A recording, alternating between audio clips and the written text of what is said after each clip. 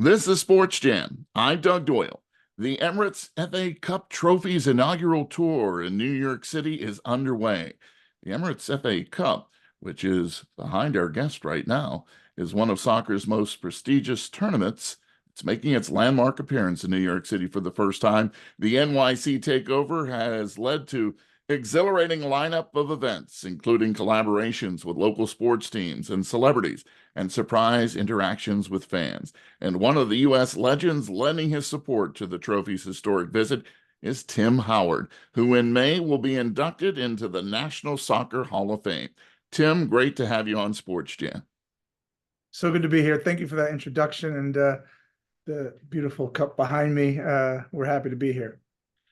So first, congrats on being elected to the Hall of Fame. And I saw when you were first told that you were going to be in the Hall, and it was on NBC Sports Soccer, and you were a bit overwhelmed at the time when you learned about the honor. Now that you've had a chance to think about it, what does it mean to you, and who gets the most credit for this tremendous success of Tim Howard? Oh, thank you. It means, yeah, I was a little taken aback, actually. Surprised myself with that reaction because I guess it means so much, and you think you know how much it means until someone actually bestows that honor upon you, and it hit me like a ton of bricks. And so I was actually quite thankful for that reaction because it just showed me how much it means to go into the Hall of Fame, to be considered a Hall of Famer, and then you immediately start to look back on your career and why you're there. And so, gosh, who deserves credit? So many people, so many wonderful people. Certainly my mom, who got me started and was with me throughout this journey, and I've had some legendary coaches, people who have guided my path along the way. Sir Alex Ferguson, David Moyes, Bob Bradley, Bruce Arena, just to name a few. So it's been a special time for me. Yeah, I look back on my career with a few regrets, but not many, and a lot of good times. And so I guess that's why I have the incredible honor of being a Hall of Famer. So, Tim, this week's Emirates FA Cup Trophy Tour is just another example of the global reach and significance of the competition. I guess that's why you definitely wanted to be involved, right? Well, that's right, and I think it's important to the FA and to Emirates, and to broaden the horizons and expand the outreach of this beautiful trophy that I've had the good fortune of getting my hands on quite a number of years ago. And it was special then, and it's special now. There's a pageantry and a romance and a drama to the FA Cup that is unlike any other soccer or football tournament in the world. And because of everything that goes into it, because of the local teams, because of the David versus Goliath matchups and the replays, it creates all of that drama. And what the FA and Emirates are trying to do is bring that to the doorstep of New York City and to America, and to have it be tangible. I've talked to people yesterday at our watch parties, and they said, "Can I touch the trophy?" And their eyes light up, and they get to hold the trophy, and they're just literally in awe of it. And that's what the FA Cup is. That's the beauty of it and the romance. And so it's pretty special for people in New York City who have come into the city for these events to be able to experience it the same way I have. Yeah, I wanted to talk to you a little bit about those viewing parties, the exclusive ones that they were sold out. It was so exciting to people. Moonlight Studios in Soho, and the opportunity and collaboration with ESPN Plus. It's allowing fans to watch the matches on big screens. What has been the most touching or interesting conversation you've had with a fan this week? What I enjoy most now that I'm not playing is when fans, and I had a conversation yesterday, is when fans come up to me and tell me a singular moment, right? Like, so having lived in England for 13 years, you grow up in the shadows of Goodison Park or Old Trafford or Stamford Bridge. It's kind of normal, right? It's special, and there's a love that you have for your football club, but it's normal. And being so far away, hence the reason the FA Cup is now here in New York City, is to connect the two and to bridge that gap. But because we're so far away as Americans, people always want to tell me the story of the moment they step foot at Old Trafford, and they've, been growing up watching Manchester United or growing up watching Chelsea Football Club or Liverpool, and the first moment they got to step into Anfield and watch Liverpool, their eyes light up, and it's almost like they could start to tear up because it's it's a monumental opportunity for them. And so those are the type of stories that people share with me most often, is that first moment, is how they fell in love with their club. And those are special to me because I understand it. I lived that life. I was able to be amongst the English public who, had a love for Liverpool, had a love for City or for United. And I lived it. I lived it every single day. I couldn't go to the coffee shop without experiencing that. So I feel very lucky and fortunate to share those stories, with the people here in New York. Way before you got to the Premier League and had all those wonderful experiences in England and elsewhere, your story is a normal one. Grew up in North Brunswick, New Jersey, and attended North Brunswick Township High School. What? Yes, that's the beginning for Tim Howard. How often do you think about the days you were a midfielder back then? You weren't even a goalkeeper, and you were a terrific basketball player too. How often do you think about that start? And did you ever think that you could become a Hall of Fame goalkeeper after playing midfield in high school? Yeah. Well, I tell people all the time, I had an incredible upbringing, loved every second of my childhood. Um, Really fun place to grow up in North Brunswick, New Jersey. And yeah, sports was everything to myself and my friends, some of them who are still dear friends to me today. Could I have ever dreamt that I'd play in the Premier League and World Cups and be in the Hall of Fame? Yeah, I think I did dream it. It was a silly dream at the time. Probably somewhat unattainable, but by the grace of God and some hard work, I was able to do that. But yeah, you talk about North Brunswick and some of those days kicking around midfield, it shaped who I am today. You have such a great perspective now of this whole global reach of the game of soccer or football, depending on what country you're talking about. What was the moment for Tim Howard that you said, whether you were on the field playing or you just said, this has really become a great sport here in the United States. We have reached a point where it's finally connected with the Americans. Yeah. For me, um, it was 2010 in South Africa at the World Cup. We were half a world away, and what we noticed as a team, it was a generational shift, right? There was this people are interested in the World Cup, and they have been since 1994 when we first hosted. And every World Cup since, people have been interested in it. But this was different. 2010, you started to get social media. You started to the world was shifting on how people were starting to consume things and how quickly they were getting their news and what type of news they were getting. And we started to see in America, and we remember it vividly as a team being down in South Africa with the time difference and all the rest of it, seeing these watch parties in Grant Park and Central Park and all these different places, and people, everyday hardworking people skipping work and going to the pub and chucking beer on each other when we scored, and Landon Donovan's famous goal against Algeria. So we witnessed this shift, and I think ever since then you can start to talk about the World Cup since and the World Cup qualifiers and men's and women's national team games, the way that people are consuming them and buying the jerseys and understanding the different players and being these women and these men being heroes to our youth. Soccer has shifted in America, and we really got a chance to see that. And for me, was it a singular moment? No, but I definitely remember 2010 being a pivotal one. How does a guy from North Brunswick get to the Hall of Fame? Well, 10 MLS seasons from 98 to 2003 and then 2016 to 2019. When he was just 19, he made his debut with the Metro Stars in 98. 2 World Cups for the U.S. men's national team, 2010, as you mentioned, in 2014. A World Cup record of 15 saves versus Belgium in 2014. We'll talk about that in a minute. And 13 Premier League seasons with Manchester United and Everton from 2003 to 2016. 132 clean sheets. Well deserved the Hall of Fame status for sure. one thing that always I struggle with a little bit with soccer is all the different leagues. Okay, so we talk about the World Cup, we talk about the Emirates FA Cup. Can you put it all perspective for us how this all works and how the players can play for one team and play for another, but it all comes together for the soccer world. They enjoy it all. Yeah, and you're not alone. My wonderful, beautiful mother, who has been on this journey with me, would still, during International Week, ask me why I wasn't playing for Everton on a certain weekend, and I'd say, well, here we are 20 years down the line, and it's International Week, so I have to play for the national team. That's just how it works, Mom.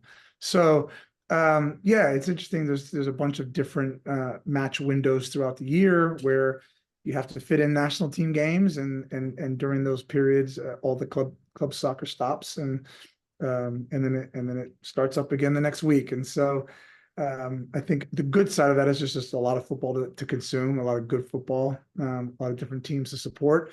But it is, I will say, it's confusing at times. It was even confusing for me. I just waited for someone to give me a ticket and get on a plane, and I ended up in a foreign land and started kicking the ball. So it was pretty easy for me, but I understand how difficult it is for some people to follow. If you never did get to see Tim Howard as a goalkeeper, plenty of things you can check out on YouTube. And one of the saves I specifically, it just kind of blew my mind. It was in 2010 that it occurred in December 20th.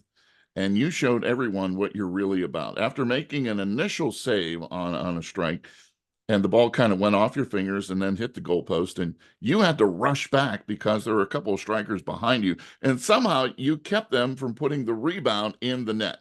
Determination, grit, never give up. That's Tim Howard, right? Yeah, thank you. That's me. I think that there are, there are some technical aspects of the game that you hope you master in any position. But the ones that I think are most important, particularly from a longevity standpoint, are hunger, desire, grit, determination, all the things that I don't think you can teach, but you can learn. And I'm thankful for my time, particularly in the Premier League, because that's what it taught me. I went to Manchester United as a young kid. I was 22 years old, and I was playing at the biggest and best club in the world with some of the biggest and best players. And I learned some harsh lessons very early on. And I think when you do that, it hardens you, but it also gives you an understanding of what it really takes to play at the highest level. And so, again, I'm thankful for that education very early on. And those intangibles stuck with me throughout my career, and I hung my hat on them. Don't get me wrong. There were plenty of mornings I woke up, looked myself in the mirror, and thought, you haven't been very good recently, but you can continue to work hard and continue to push yourself forward. You probably don't know this, but you have something in common with one of my sports heroes of all time. And he did not play, well, he played football, but it was American football. And his name was Terry Bradshaw. And if you hear Terry Bradshaw talk about why he was so successful in the Super Bowl, he talked about he had attention deficit disorder and had to focus so much during Super Bowl week that he didn't have any distractions from the outside world. He focused on the game. Now, you've had and talked about from early on in life, you knew that you had Tourette's disorder and obsessive compulsive disorder, and you've talked about how you were able to focus while playing goalkeeper. It was in some ways very much a blessing for you, right? Oh, absolutely. Yeah. I talk about my Tourette syndrome very fondly because it's given me so much in terms of my footballing career, my soccer career. There is a there's two sides. There's a fear. There's a scary side. We have to go out in front of the world and millions of viewers and 75,000 people at Old Trafford, and that's scary. It's scary to do when you have a disorder that's very facing and very visual.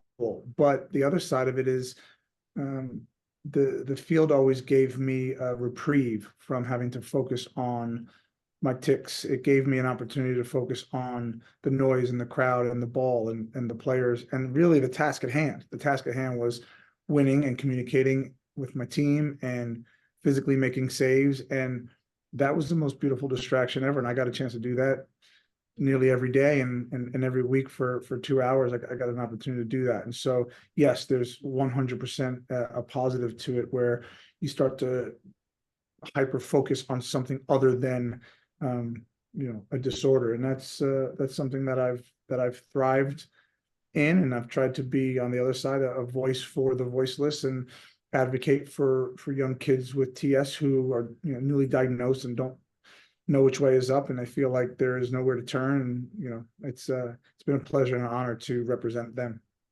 Been a real role model throughout your career. And when I want to get back to a little bit more about the Emirates tour, but before we do, we have to talk about the World Cup record of 15 saves versus Belgium in 2014. Once again, you can go to YouTube and you can see all the saves. At first, it was credited with 16. Then they said, no, it was actually 15. Most of those huge saves were with your legs. When we think about goalkeepers making saves, a lot of times it's with those amazing gloves that look like you have Mickey Mouse gloves. But when during that game, it was your legs that were incredible. How did you do that? Yeah. I still don't know really.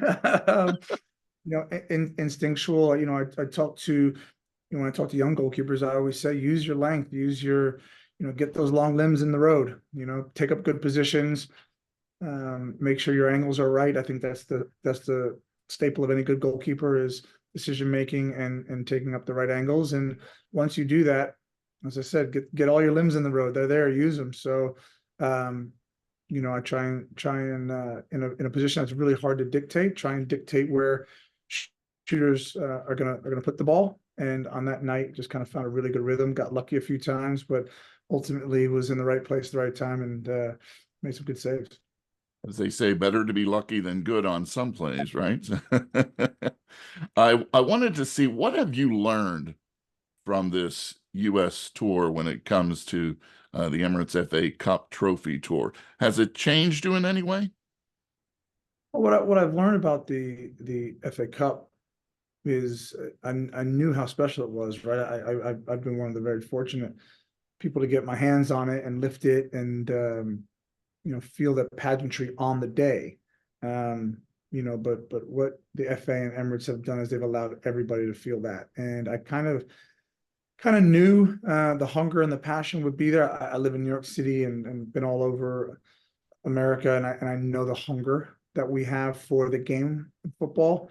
Um, but when you see it up close and personal, and the lights are on it, and the trophy shining, and people are again coming from taking off work and coming off the street, and you begin to realize exactly what it means. And like I said, I kind of knew it. It's just been confirmed in the last couple of days that this is real and this is special to Americans, and they have an attachment to the FA Cup and to the tournament and the drama and all the pageantry.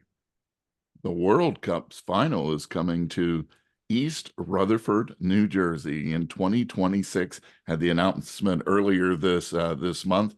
I know that Governor Phil Murphy, we talked to him. He was really excited. Obviously, he owns, the women's team that went all the way this year, thus wearing the champion's hat on my head here, Tim. How exciting is that for you, knowing that you're a Jersey native and the World Cup final is being played just a short drive up the turnpike for where you started? It's amazing. I'm also nervous if I can get tickets or not, but If you um, can't get a ticket, we're in trouble. I hear you. Listen, I'm with you. But no, I grew up in the shadows of the Meadowlands and East Rutherford. Started my playing career in the old Giant Stadium, which is on the same hallowed grounds, and um, just witnessed that. I mean, that's been a mecca for so much soccer in this area. And you know, for me as a kid from New Jersey, there's no place that it should be played. It's the epicenter of the world, and um, I'm excited for what it has to offer. It will be a rousing success. I mean, New York just doesn't fail at putting on events, and the fact that the world's eyes are going to be on us is going to be for all intents and purposes, the biggest World Cup in history in terms of the financial numbers, the viewing numbers, the amount of teams here. It's just going to be one of the most special sporting moments in American history. Never mind soccer.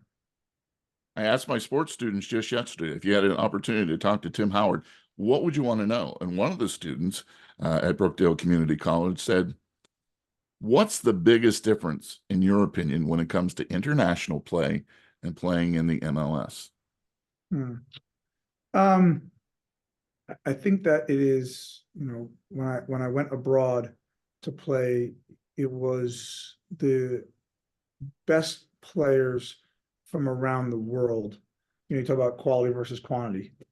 The Premier League has both. They have enough money to buy a lot of quality, and so it's everywhere. And what I found was, in sports and soccer, windows open and shut, opportunities come and go, right? You have an opportunity to score a goal, you might have a lot of time on the ball. Um, as a goalkeeper, you might have extra time to take up a certain position.